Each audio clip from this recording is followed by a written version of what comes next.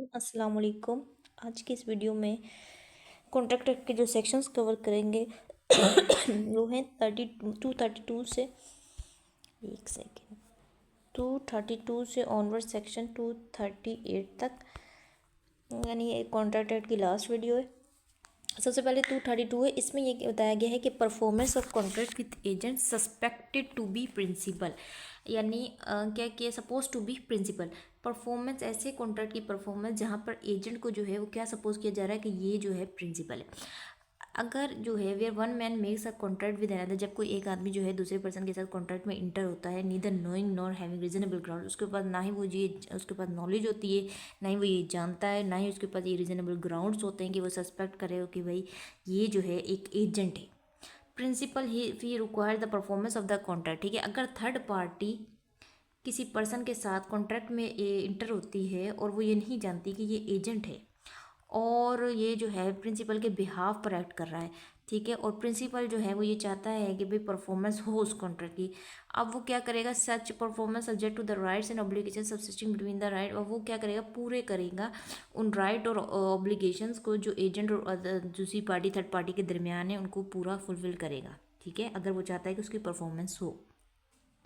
इसके बाद हमारे पास सेक्शन आ जाता है सेक्शन 233। इसमें यह बताया गया है right of person dealing with agent personally liable in case where the agent is personally liable, a person dealing with him may hold either him or his principal or both of them liable, ठीक है। अगर कोई case जिसमें agent जो है वो personally liable हो जाता है तो थर्ड पर्सन जो है वो क्या कर सकती है,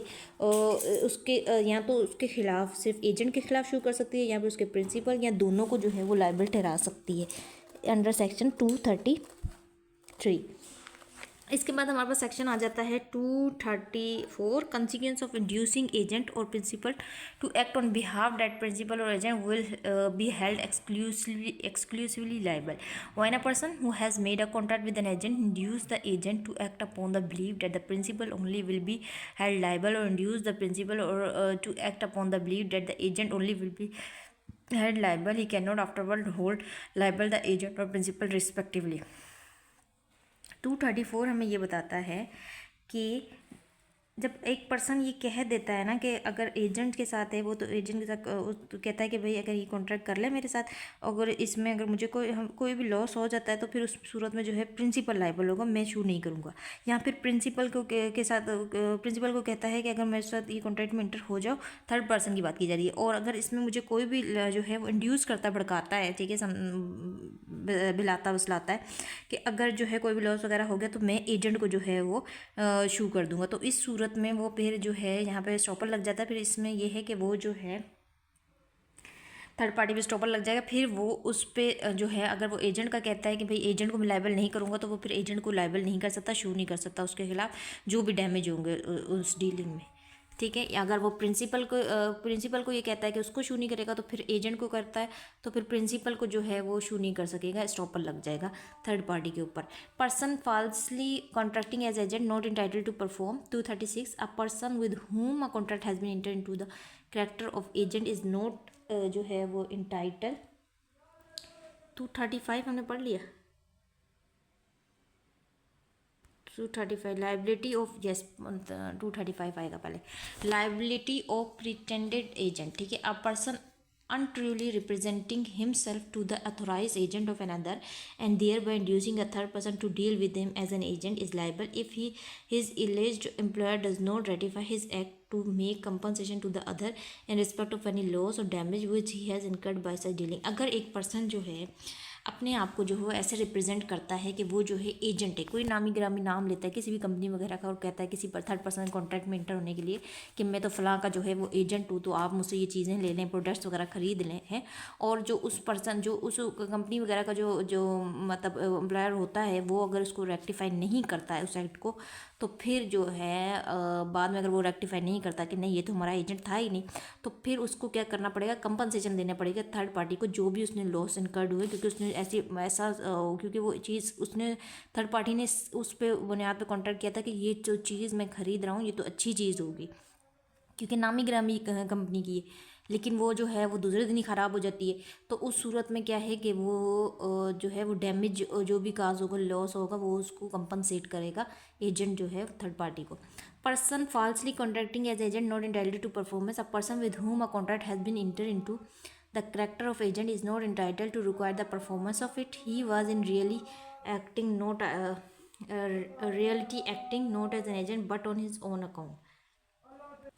अब इस सेक्शन में भी ये बताया गया है कि अगर कोई एजेंट जो है वो किसी दूसरी कंपनी वगैरह का नाम लेके अपने नाम ग्रामी काम नाम लेके किसी भी कंपनी का और अपनी चीज़ों को जो है वो फरोख्त करता है, ठीक है, और वो चीज़ें उसने पर्सनली उसी से बिलोंग करती हैं, उसी की चीज़ें होती हैं, वो किसी उस तरह की कंपनी से नहीं होती। इन रियलिटी में वो खुद ही जो है वो उन चीज़ों का ओनर होता है,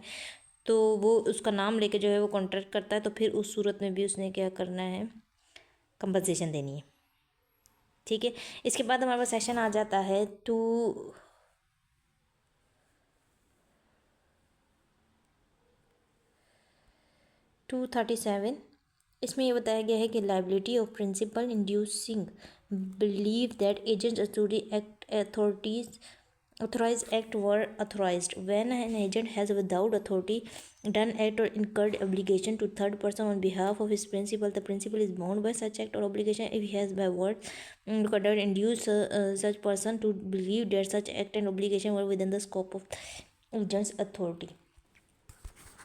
इसमें ये बताया गया है कि अगर प्रिंसिपल को इंस्ट्रक्शन देता है एजेंट को कि भाई कोई भी प्राइस फिक्स कर देता है कि किसी भी चीज़ के रिलेटेड, ठीक है, फॉर इंस्टेंस किसी भी चीज़ के रिलेटेड कोई प्राइस फिक्स कर देता है कि इससे कम में जो है आपने इसको सेल नहीं करना,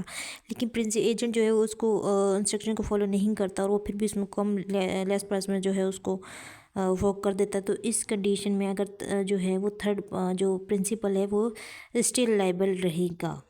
ठीक है। इसके बाद हमारे पास सेक्शन आ जाता है 238 effect on agreement of misrepresentation और fraud by agent. Misrepresentation made और fraud committed by agent acting in the course of their business to their principal